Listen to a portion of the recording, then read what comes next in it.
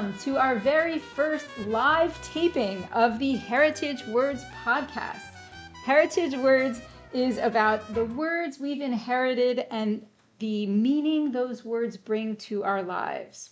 Heritage Words is produced by the HUC Jewish Language Project, which raises awareness about Jewish linguistic diversity through the lens of language. I'm your host, Sarah Bunin Benor. This episode, thank you. This episode is the fourth in a series of interviews of Jewish musicians who perform in multiple languages. Asher Shasho Levi, Galit Dardashti, Yosef Goldman, and now our special guest for today, Sarah Aroeste. We're recording this episode at the Los Angeles Jack H. Skirball campus of the Hebrew Union College. We're happy to have a live audience, including many fans of Sarah Aroeste. So let me tell you a little bit about Sarah. Inspired by her family's roots in North Macedonia and Greece, Sarah Aroeste is determined to bring Sephardic culture to new generations. Since 2001, Sarah has recorded 9 albums and tours the globe presenting traditional and original Ladino songs with her unique blend of Balkan sounds, pop, and jazz. With chef Susan Barocas, Sarah co-directs Savor, a Sephardic music and food experience, which unites Sephardic song and cuisine in multi-sensory platforms. In addition to performing, Sarah has published numerous articles and essays about Sephardic cultural preservation and writes Sephardic-themed books for children, most recently Mazal Bueno. And what are some of the other books? Well, one is coming out next week called Uno, Dos, Tres, a Sephardic counting book. Amazing. Okay, well, Sarah Aroeste, welcome to Heritage Words. Thank you so much for having me. Well, let's start by talking about your names. Tell us about your first name, your last name, any Hebrew names you have, and how they relate to your ancestry. Well, Sarah is actually named after my non-Sephardic side, but my middle name, Julia, is for my grandfather, the patriarch of our family, whose name was Julian. And in the Sephardic tradition, children are named after living relatives, and so Julian was alive for much of my childhood, and I'm so blessed to have his name in mine. And Aroeste is my mother's maiden name. My father passed away when I was a child, and with no disrespect to my father, I grew up with my mother's Sephardic family. My grandfather was the oldest of 9 brothers and sisters, so we have an enormous family, and the Aroeste name was just such an important part of my upbringing, and so I made the decision to use that name when I turned to be an adult. Okay, thank you. And is your Hebrew name Sarah? It is. Okay. Mm-hmm. Okay. And so when you said it's after your non-Sephardi side, would that be Ashkenazi? Yes. Okay. I am an Sephardic blend, like so many in America, which is certainly part of the immigrant story for so many, including my family. Absolutely. In fact, the other 3 musicians that we've interviewed in this series are all also half Ashkenazi. Mm-hmm. And I think that is not a coincidence, right? Because people are part of multiple communities, but also the people who do, come on up to the front, also the people who do these cultural projects are often parts of multiple communities. Okay, so tell us about your ancestry. Tell us about the Ashkenazi and the Sephardi ancestry. Well, I know much less about the Ashkenazi ancestry because my father passed away at such a young age, and he had a very, very small family. So I know that they came from Russia, and that's pretty much all I know. But I have made it my mission over 25 years to research my mother's side of the family, which hails from what is today North Macedonia. When my grandfather was born there, it was just part of the Ottoman Empire. He was born in a very small town called Monastir, which is now known as Bitola.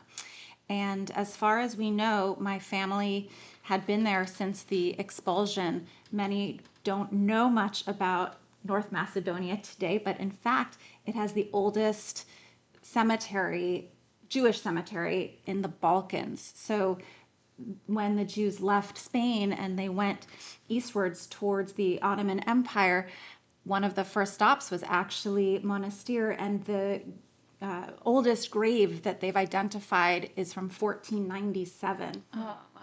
Yeah. So my family had been there for a very, very long time, which worked in my favor when I was applying for citizenship to Portugal, actually, several years ago. You may have heard that both Spain and Portugal opened up citizenship for people who could trace their families back to the Iberian Peninsula. And there are a few cities that are known to be Sephardic cities, so that if your family was from one of those cities, you didn't actually need to trace back 500 years. It was a given that your family must have come from Spain or Portugal to end up in that city. And Monastir was on that list. So because I have an abundance of proof that my family came from Monastir, I was issued Portuguese citizenship.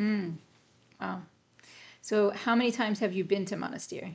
More times than I can count. But I started going only in about 10 years ago. I had always heard about this mythical place, and the lore in my family, I mean, the stories that have been passed down from Monastir were plentiful.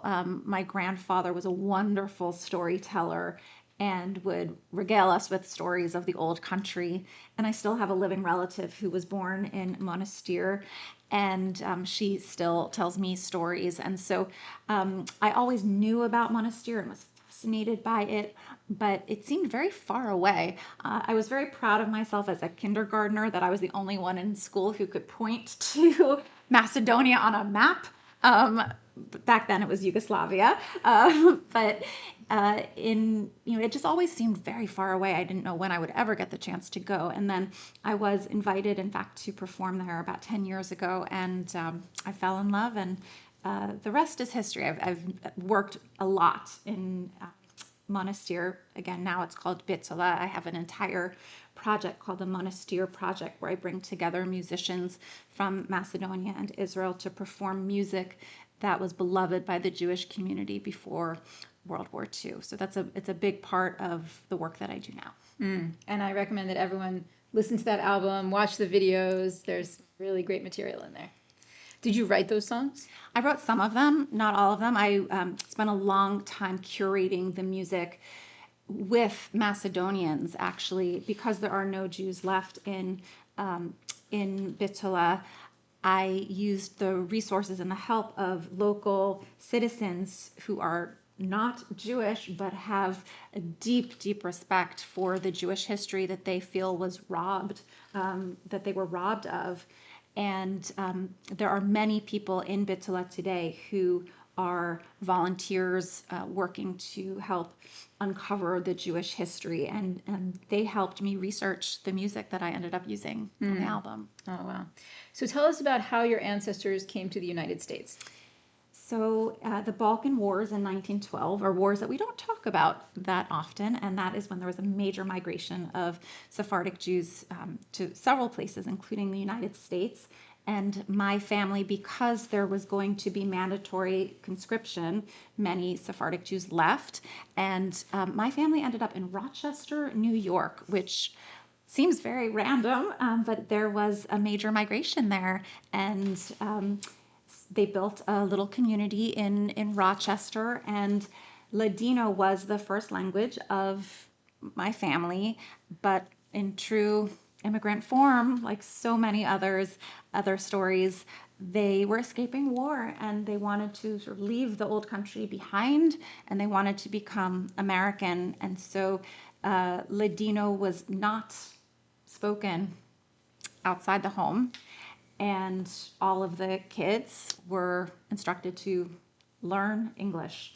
And so Ladino was not passed down to my mother's generation, Did sadly. you hear any words growing up from Ladino? Of course, I heard some, but they were mostly related to food. Food is going to be a big theme of what I will likely be talking about. Okay. And also names of family members. So papu is a designation for an elder, and there was a picture of my papu with a very, I think I'll show it later, the very long beard and his fez and his nargila pipe, and that was papu, and that image was seared in my brain of what a papu was supposed to look like. And certainly the foods, some are foods that people have maybe heard of, like bollicos or bimuelos, but in Macedonia, in Monastir, we had very specific names of foods that were not really, that these foods were only in Monastir. So a masadiku, it's one of my favorite words and one of my favorite foods, a masadiku, and a tadliku. Tadliku, it's, I think other people call it a bizcocho, but we call them tadlikus. And so I just loved that our foods were so unique and were actually different from other Ladino foods that I had heard of. My great aunts used to be in the kitchen cooking all of these foods together, and you could hear them yapping and speaking in Ladino. And my great grandmother only spoke Ladino. She'd never apparently learned English. So rumor has it that whenever the kids were around, so my mother's generation, you would hear everybody whisper, los chicos, los chicos. So they didn't want the kids to hear what they were saying, so they'd all switch back into Ladino. And even I've spoken to my mother a lot about this, that she, because my grandfather, her father was really quite American after a time, he did not bring Ladino into his own home, but she remembers a few words. The one that I like is pulia, which is, I think you translate it to like a nudnik, a pest. So she recalls that he would always call somebody a pulia if he didn't like them. But besides that, there was not much Ladino that was passed down, and I often get the question, did you hear Ladino music growing up? And again, not so much, except if it had to do with liturgy. And I like telling people that my very first performance of Ladino music was at my bat mitzvah, when I insisted on singing the Ein Kelohenu in Ladino, Non como nuestro Dio. And I'm not quite sure where that instinct came from. It was a long time ago, so I tried to remember why I felt so strongly about putting my stamp on Ladino music at my bat mitzvah, because I grew up in suburban New Jersey, and there was no Ladino in Princeton, New Jersey, 40 years ago. And I must have known that song through my family enough to know that I wanted to perform it. So it was an Ashkenazi synagogue? Yes. And had you heard Flori Jagoda's recording of that song in your home growing up? Of Ein Kelohenu? Yeah. Somehow it must have been sung around me for me to have wanted to sing it. Because I grew up with the music of Flori Jagoda. I did not. In Maryland, because that's where she was from. Right. And so I think I must have heard her at a folk life festival or something. And she has a nice recording of that, of Ein Kelohenu. And I think that's how I first learned it. Yeah. It's beautiful. But you must have heard it somewhere Somehow else. Somebody must have introduced it to me. Okay, let's get back to those words Sure. you mentioned. So masadiku, tell us about that?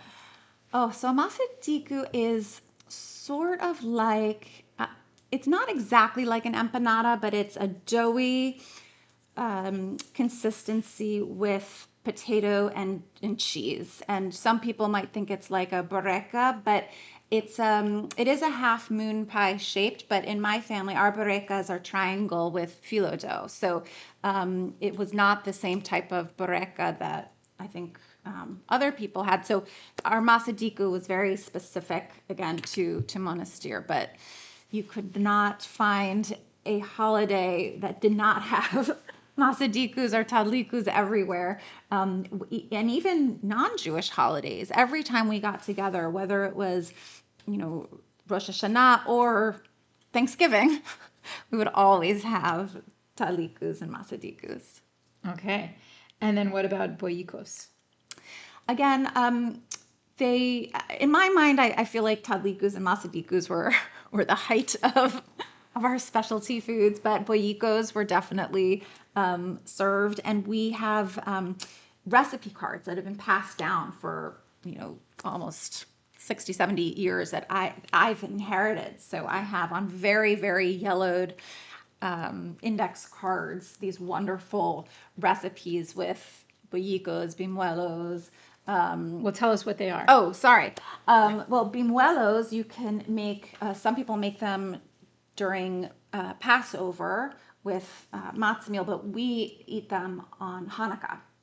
And they are like fried dough, and they are delicious. And in my house, we have a little competition every year for the best topping, so best syrups. So my specialty is a cardamom rosewater syrup. I'm in.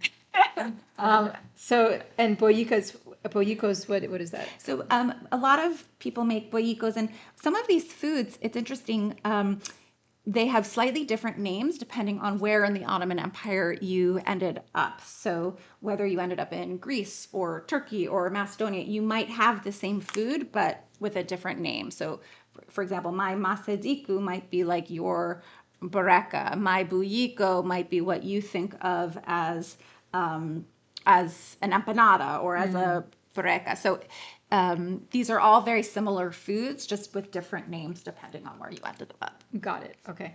Well, I like that you mentioned the recipe cards. We don't often think of recipe cards as an heirloom, but Absolutely. They are heirlooms, right? And they didn't have measurements. So you would, have a handful of this and a, little pinch of that.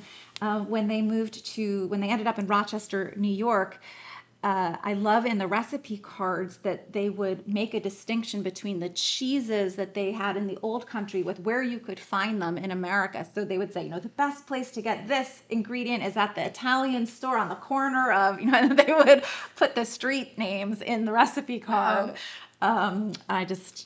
They're beautiful to look at now. That's a real historical document and treasure. Yeah. And it's your ancestors' handwriting. Yeah. That's amazing. Okay, so you mentioned the kinship term papu. Did you have any other kinship terms? Nona. Yeah, Nona for a grandmother. Prima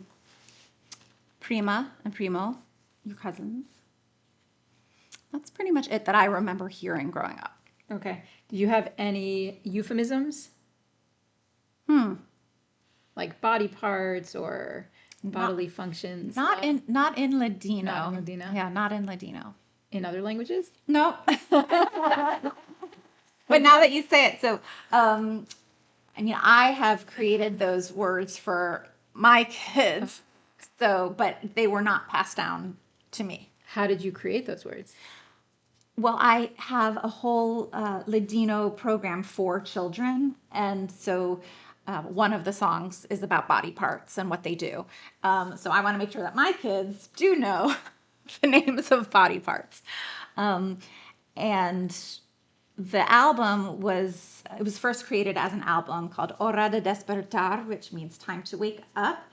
And I wanted to make sure that my own kids had heritage words passed down from me. And so each song has a very simple lesson to learn. So there are body parts, there are animals on a farm, there are waking up words and going to sleep words and words about nature. So I wanted to create certain words that were meaningful to me that I wanted to make sure passed on to my kids. Okay, so let's talk about how you got interested in Ladino enough to pass these words down to your children. Sure. How did you first beyond your bat mitzvah, how did you first get engaged with Ladino culture? It was through music, for sure. I trained as a very serious Western classical musician, and I thought I was going to be an opera singer. And I trained very, very seriously in classical music, and it took me to Israel. So in 1997, I was studying in Tel Aviv at the Israel Vocal Arts Institute, and I was absolutely coincidentally paired with the great Nico Castell as my opera coach. And Nico Castell was a wonderful opera singer in his own right, and he was a coach at the Metropolitan Opera in New York. And he also shared my Sephardic background and was also an expert in Ladino music. So in between our opera coachings, he would secretly teach me some of the classical Ladino repertoire, which I hadn't grown up with. And I just absolutely fell in love with it. And I loved working with him. I mean, he was truly one of the greats. And I came back to America and I continued studying with him. And I put on a series of recitals. And they were classical, opera recitals, but we had curated a whole section in my recitals of traditional Ladino songs. And without fail, after every performance, audience members would come up to me and tell me that the Ladino portion was their favorite part. And it took me a while to really understand why that was so. Was it because they were listening to something that was different to their ear and maybe they were more attentive because, it wasn't Mozart, so they had to, perk up their ears? Or was I singing the music differently because I connected to it more than I did Mozart? And I think it was probably a combination of the two, but it got me really thinking. And I mean, I just loved singing it. And through a series of events that happened, including 9/11, a few years later, I had always thought that if I went into music, it was sort of opera or nothing. I didn't know that there was an in-between or there was something else I could do. And at the time, there were very few professional Ladino musicians in the United States. I mean, I could think of maybe 3 at the time. And it didn't even occur to me that that was an option. But after 9/11, I very clearly recall opening up a closet and finding an old dusty guitar and taking it out. And the very first songs that I started playing were the Ladino songs that I had done with Nico Castell. And I just thought, oh my gosh, this is where my heart is. If this is where I'm so naturally going towards this. And it took me about a year or so to get the courage to tell my mother, my single mother, hey mom, I want to start a Ladino rock band. And she thought, oh my gosh, all these years of training.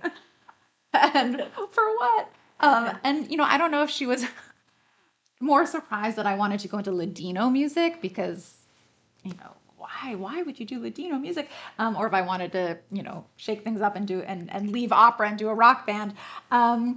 She very wisely said, just make sure to have a side job. But, almost 25 years later, she's my biggest fan now. But I didn't have models for what I was doing. Certainly there weren't many contemporary Ladino musicians at the time. Of course, Flory was, everything to me. But I knew that, I grew up as an American young woman and I was in my 20s and, living in New York City, and I was influenced by rock and roll. And at the time, I had a little bit of a chip on my shoulder that I recognize now that, here I was loving Ladino music and none of my peers had ever even heard of Ladino. And I was so, I felt very self-righteous about it. How could you be an educated Jew in this world today and not know what Ladino is? And I think I started my career with a little sense of, like I said, self-righteousness and even bitterness that, how do you not know about my culture? And I learned very quickly that you can't present something new from a place of anger. It's not going to get people to come over to your side. And so, over the course of a few years, I realized, you know what? I have to bring it to the table with love and show people why they should want to know about this language and why they should want to know about this music and this culture. And, thankfully, I learned my lesson, hopefully pretty early on. And so for the last 20 years, I do hope that I've just been sharing my love for this culture. And I think the fact that I'm still here making music and writing books and doing what I'm doing, I think is testament that people really do want to know more about Ladino and Sephardic culture. Well, that's interesting. I had a similar experience growing up in Maryland, going to a Jewish day school. I had heard of Ladino and I had heard of Yiddish, but I hadn't heard of any of the other Jewish languages.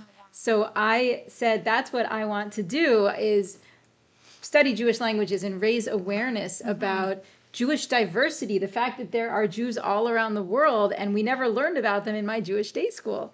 So, and I'd never thought about it as self-righteousness but I guess there's a little bit of that there. Like, how can you not know about this, right? Well, I remember being very upset that I did not go to Jewish day school. I just went to an after-school religious school. And I remember very clearly a lesson one day on Sephardic Jews, and we learned two things: that Sephardic Jews came from Spain, and that Sephardic Jews eat rice on Passover. That was pretty much the extent of the lesson. And I was horrified. How could this be? And so I think that has, certainly armed me and given me, the strength to want to teach people. Oh my gosh, there's so much more to us. And I just think that if it's like this hidden treasure, if only people knew about us, they'd love it. So would you say most of your audiences are mixed Sephardi and Ashkenazi? Absolutely. Yeah, for sure. And even non-Jewish. Because Ladino as a language is so based in Spanish, I have over the years really met people across the spectrum, linguists and people who are very interested in Spanish dialects specifically, and it's such a bridge builder with Hispanic communities. I mean, I think people really don't understand the strength of our relationship with Spain. I mean, we talk so much about the Holocaust, and rightfully so, but the Spanish Inquisition, I mean, it was the most major event to happen to the Jewish people that changed the entire demography of the Jewish world and of Europe. And it runs deep. It runs deep in our DNA. And, there's been a lot of studies about epigenetics, and it is very much a part of the, historical memory and consciousness of us. It's this Hispanic connection, the pull is real. And I think when various Hispanic communities understand that, it really helps unite us. That's true. So you do find a lot of Spanish speakers in your audiences? And do they sing along even more? Well, interestingly, Ladino is difficult for Spanish speakers because we pronounce things differently and we spell things differently. And so I often, when I publish something in Ladino, people will say, pull me aside and say, Sarah, I think you're mispronouncing something, or you've spelled this wrong. And I always get a kick out of that. So I do, when I do workshops, I always have to tell people, no, I'm not mispronouncing the word hijo. I do say the J. And so that's always fun. Did you study Spanish? I didn't. I was actually one of those kids who studied French for whatever reason back in the day. Me too. Yeah. So then, how did you learn Ladino? Great question. So, two ways. One was through the music. I just studied every piece of music I could get my hands on. I would listen and I would collect CDs. I still love CDs because of the liner notes. I spend so much time writing my own liner notes because I want people to be able to read the translations and see the words in front of them. And you miss that in this digital world. And so I collected hundreds of Ladino CDs so I could have the liner notes. And I studied every Ladino musician out there and made it my mission for, over a decade, just taking in all this music. I traveled. Spent some time in Greece and in Turkey and in Israel. I spent quite a bit of time in Israel researching the music. So really my education was primarily through music at first, but then I did study Ladino in New York. I was living in New York City where there were Ladino lessons at the Spanish-Portuguese synagogue, Shearit Israel, which is the oldest congregation in the United States, the oldest Sephardic congregation. And at the time, there were Ladino lessons by the great Daisy Sadaka Braverman, who is a wonderful friend in the Ladino community. And at the time, that was really one of the few places to have face-to-face Ladino lessons. And now there are lots of places, but back then I was so lucky to be in New York at that time. And do you feel like you attained a high level of proficiency? I did enough. I mean, that I write my own music. So I read and write fluently, I would say. My spoken Ladino, I always say I sing it fluently. Because I get tongue-tied in any language except for English. I speak a little of a lot of languages, but whenever I am, put on the spot to speak in another language, I always freeze up. But I do correspond in Ladino every day with colleagues around the world, and I do write my own work. I've given lectures in Ladino and talks, but I always do check my work with a native speaker, no matter what. I believe very strongly in making mistakes because that's how we learn. So I'm not afraid to, to put mistakes in my written words, but I want to make sure that they are corrected. So I do run them by native Ladino speakers so that they can check my work before it's public. That's good. We're lucky to be at a point in history where there are still native speakers Absolutely. that you can check with. And you said that you actually correspond in Ladino over email? Over many different forums, over email, over Facebook, over online forums like Ladino Comunità, which is, they just celebrated their 25th anniversary. It is an online forum where you can only communicate in Ladino. And there are thousands of members, which is incredible. And there are multiple messages per day from people all around the world, which is really incredible. Wow. Okay, so tell us about your projects, your CDs, your books, and your videos, Savor. Tell us about all of them. So I am in the business of edutainment. So everything I do is under this rubric of Sephardic edutainment specifically. And I started off as a musician, as a singer-songwriter. And so since 2001, I've been producing music. Some are my interpretations of more traditional songs. And I'd say in the last decade, most of my recordings have been all original music. I have 9 albums. And you can really see the progression of my life through the albums. You can hear the self-righteousness in my first album, or you have a heavy electric guitar in the first two records, I think. And then I met my now husband, and you can hear there are more love songs, and it's a little softer in tone. And then I got pregnant after we got married, and so then I wrote a children's album. You see where this is going. And then and then as I was creating my family, I did a holiday album so I could, have our own holiday songs for our family. Then I fell in love with Monastir and wrote an album for Monastir. And then my project with Chef Susan Barocas, I have an album that is a food and music pairing so that I created a menu of foods from appetizers to entrees to desserts, and every recipe, every song is paired, every food item is paired with a song that has that food item in the song. So, for example, one of the appetizers is a grape leaf. So there is a song about a grape leaf, and so on. So I love actually looking back on my work and seeing my life in my music. But along the way, I've really expanded and done other things that are less musical and more linguistic, because I really love the Ladino language itself. So I also believe very, very firmly in creating words and heritage words for new generations. So as soon as I had my own children, I knew that I wanted to make sure that there was Ladino for them in the world. I was given a lot of Jewish music because people thought, oh, she's pregnant, let's send her some music, let's send her some Israeli music, Jewish music, kids music, and there were no Ladino kid songs. There were lullabies, amazing lullabies in the Ladino tradition, but lullabies are really for the parents to put their kids to sleep. They're not so much for the kids.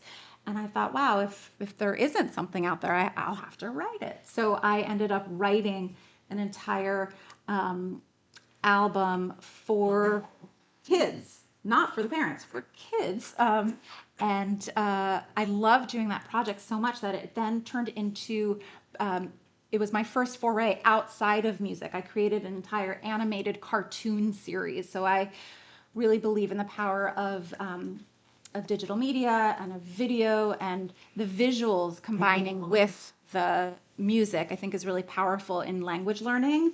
So I think the animated series is great for people of any age, not just for kids, but you can see the words with the music. So your brain makes a connection to learn very, very simple, easy songs and terms. And I love doing that project, and then that spun into a book.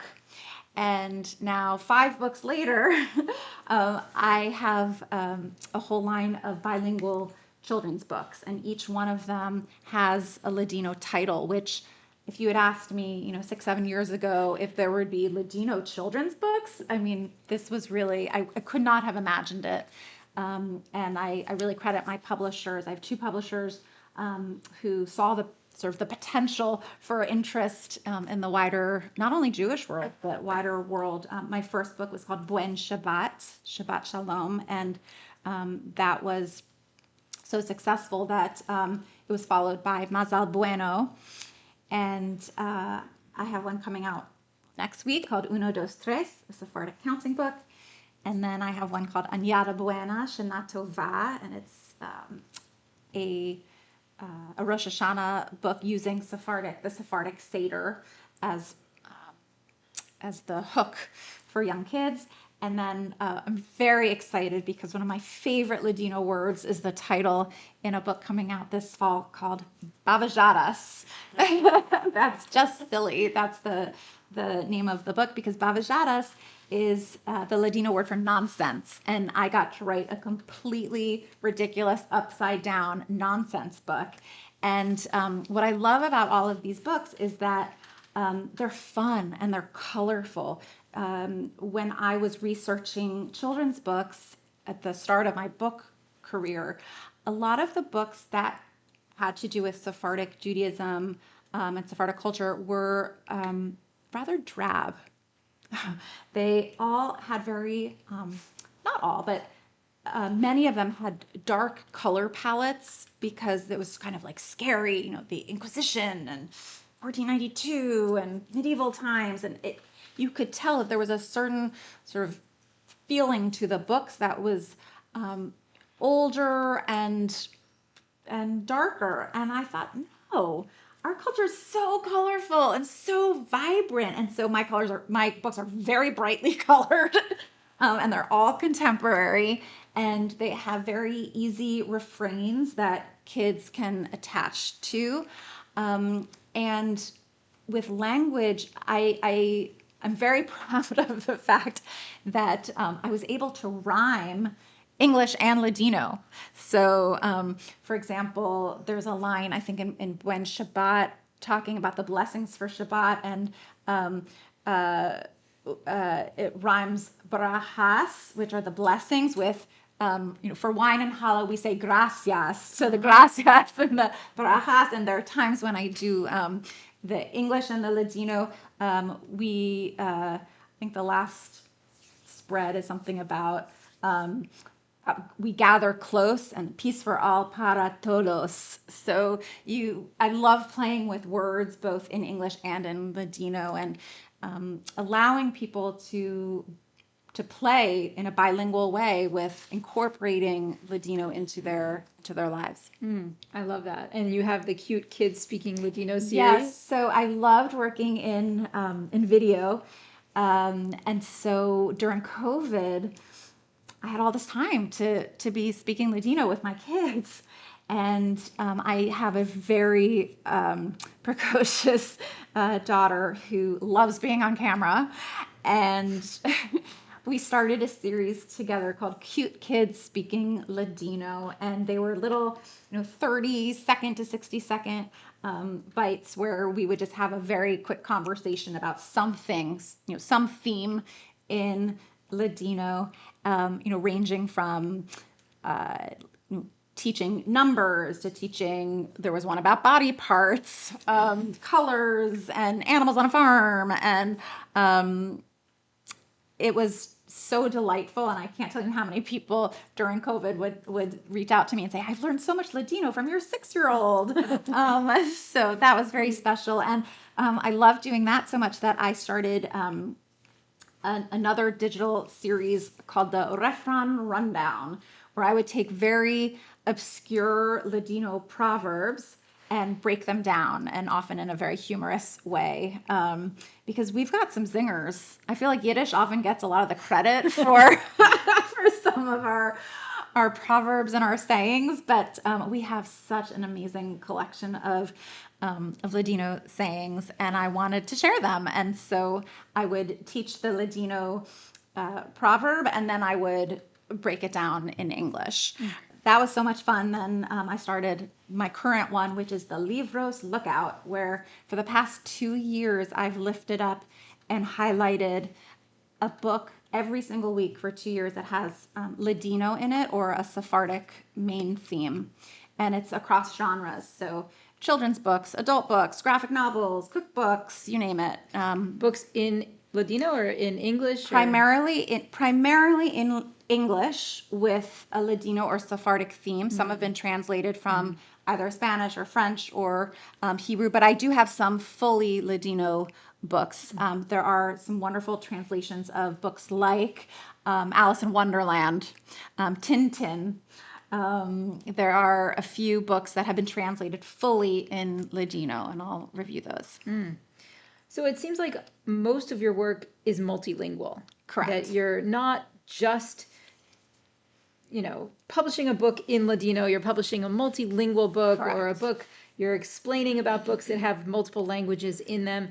And your concerts may have Ladino songs, but they are framed in English. Absolutely. And I do that very purposefully. And I've often gotten criticized for not working more in Ladino, for example, on social media, writing actually in Ladino. But I know who my audience is, and I grew up in America, and I know that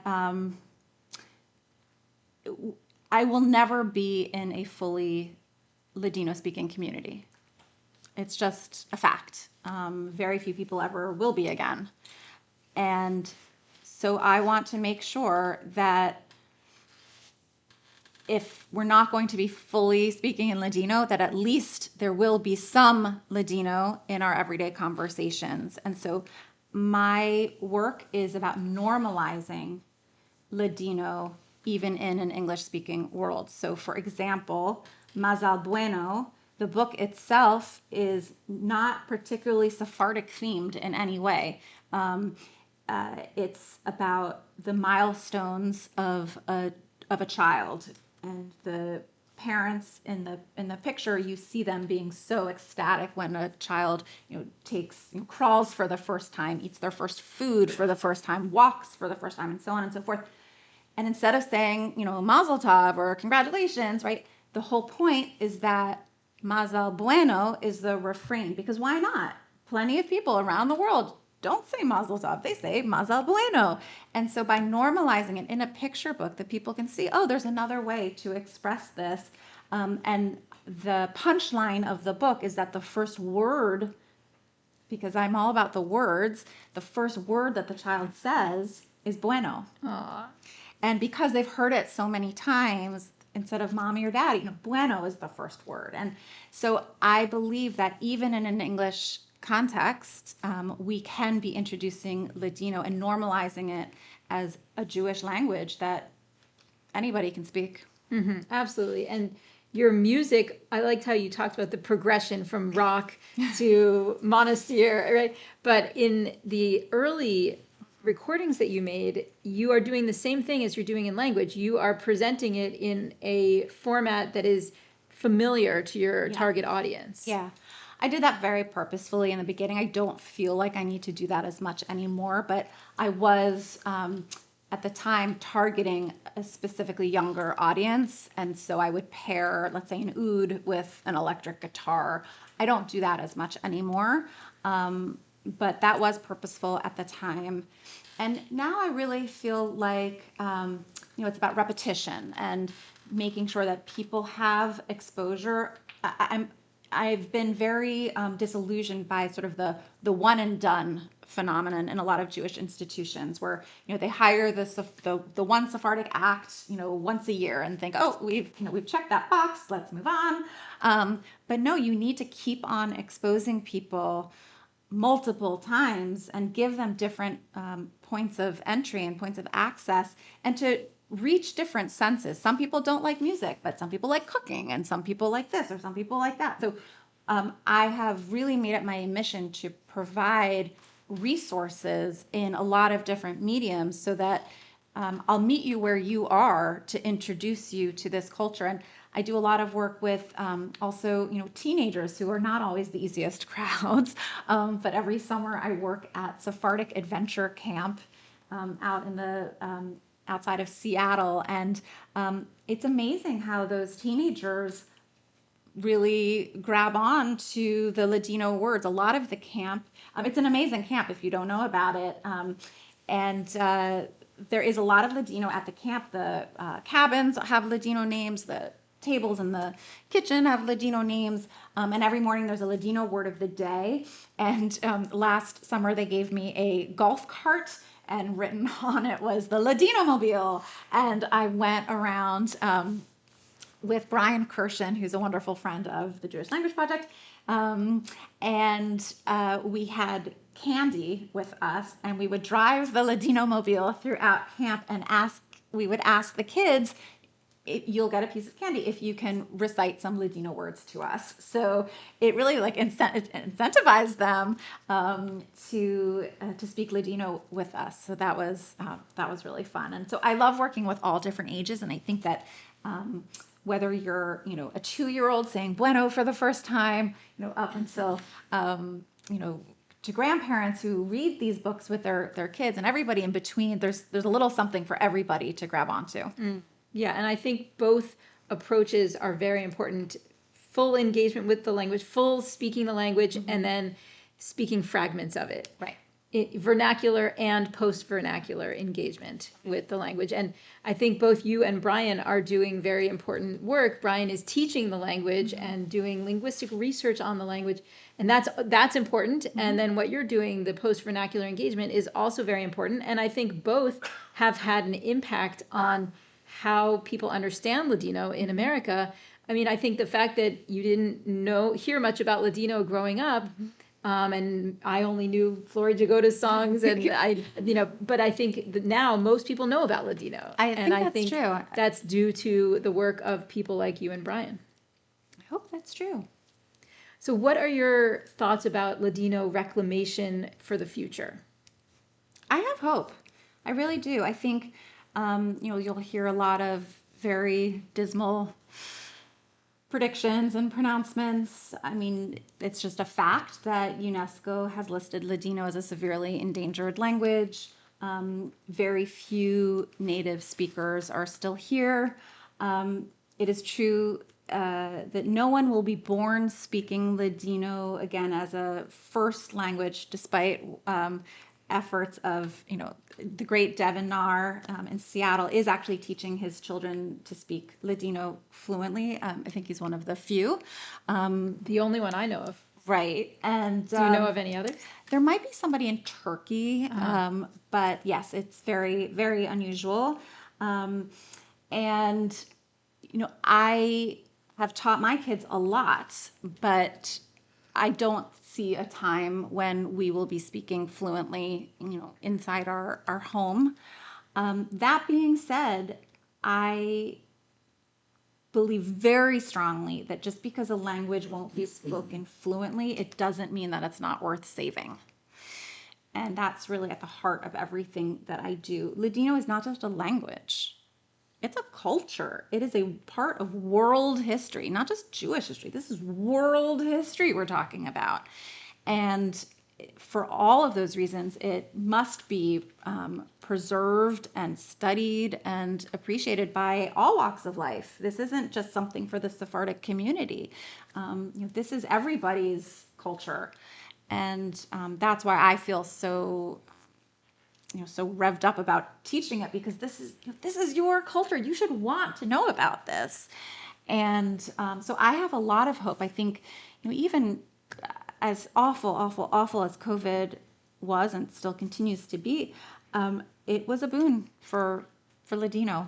It brought so many people together through online resources in the digital world, and there was an explosion in the last 5 years of people teaching Ladino, people interested in learning about Ladino, and now there is an abundance of wonderful resources out there. Absolutely. So what else do you want to tell us about? I'm in love with Ladino. I'm in love with Sephardic culture, and I want everyone else to be too. I'm going to sing in just a few minutes to to share a little bit about, I think, the power of music in connection with this language. I'm going to sing all original songs except for one. And you will see some visuals behind me, because I do like to combine different mediums together. But Ladino is not dead, far from it. And that's, I think that's the most important thing to leave people with. We're still here, and we will continue to be so.